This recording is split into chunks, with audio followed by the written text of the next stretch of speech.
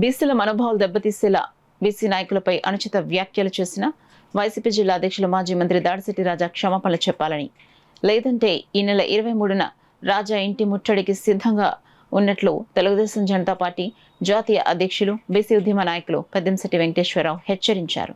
Kakinada urban party కార్యాలయంలో ఏర్పాటు చేసిన మీడియా సమావేశంలో ఆయన మాట్లాడారు.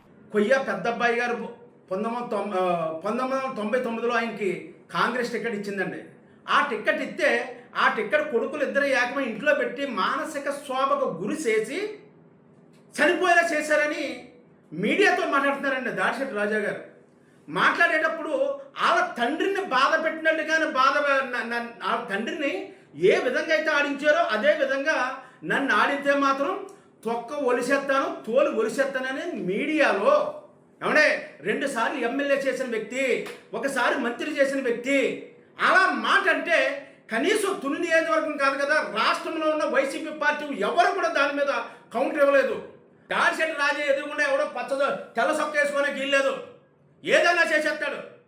అతను ఎదిరించాడంటే కొయ్య ఫ్యామిలీ అంటే ఒక ఉందాతైన ఫ్యామిలీ. ఆ ఫ్యామిలీని అనడం కాదు, బీసీని అన్నాడా? బీసీని ఎక్కడన్నా పేరెట్టి అన్నాడా? బీసీని పేరెట్టి ఎవడంటాడండి? బీసీని పేరెట్టి ఎవరన్నారు? ఏమనే మీ నాన్నగారిని పెట్టిన టార్చర్, మీ నాన్నగారిలాగా నేను ఊరుకుంటాను అనుకుంటున్నారేమో, తొక్కొలిసేస్తాను, తోలు తీసేస్తాను. ఏంటన్నా మాటలు మీడియాలో మాట్లాడతారా? తన పార్టీ ఆఫీసులో మీటింగ్ పెట్టుకుని మాట్లాడుకోవాలి. ఒక పబ్లిక్లో ఒక మాజీ మంత్రి చేసావు, కాకినాడ జిల్లా వైసీపీ పార్టీ ప్రెసిడెంట్ చేస్తున్నాడు. ఇటువంటి చేసేటప్పుడు ఏం చేయాలి?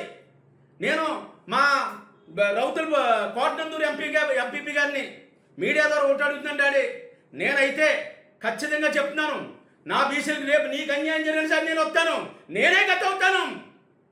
నేను ఇవన్నీ తిరగలేదా? నేను చెప్పి అన్నీ తిరిగానే. ఇవాళ మాట అన్నది కదా, క్షమాపణ చెప్పించాలి కదా మీరు. తుని నియోజకవర్గంలో 1,20,000 మంది బీసీలు ఉన్నాం, నువ్వు వచ్చే 1,20,000 మంది రోడ్డు మీకు వచ్చేస్తాం, కప్పెడేస్తాం అంటున్నారే. ఎలా కప్పెడతారు మీరు? దేనికి కప్పెడతారు? దాడిశెట్టి రాజా గురించి మీకేం తెలుసు అంటున్నారు.